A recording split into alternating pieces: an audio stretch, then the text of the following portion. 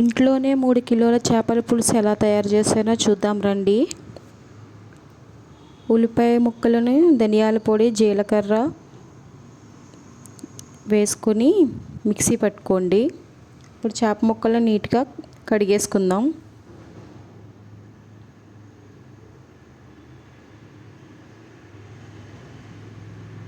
వీటిని తుల్లిపరుగులు అంటారండి. మా సైడ్ అయితే గోదావరి సైడ్ బాగా దొరుకుతాయి.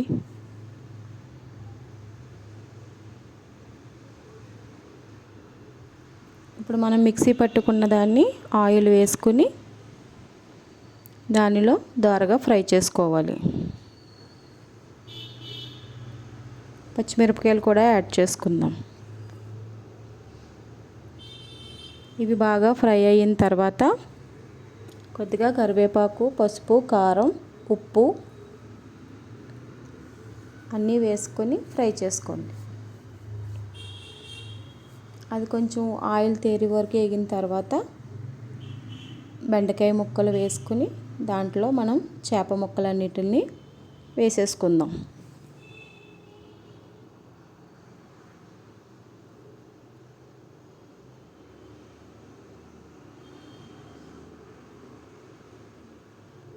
ఇవన్నీ వేసుకున్న తర్వాత గరిటె పెట్టకండి, చేత్తో ఇలా ఇలా తిప్పుతూ ఉండండి. మనకి గిన్నెతో సహాయంతో అలా తిప్పాలి.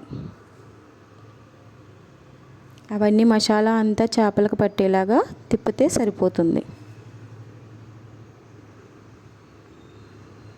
కాసేపు మూత పెట్టేసి మగ్గనిచ్చిన తర్వాత చింతపండు రసాన్ని వేసుకుందాం.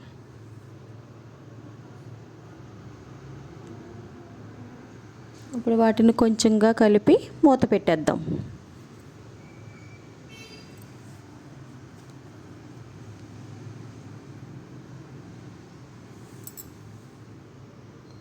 ఎంత బాగా ఉడుకుతుందో చూసారా?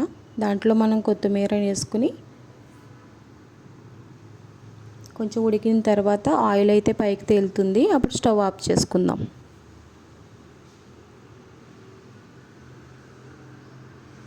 ఇప్పుడు ఆపేసుకున్న తర్వాత మనం బౌల్లోకి తీసుకుందాం.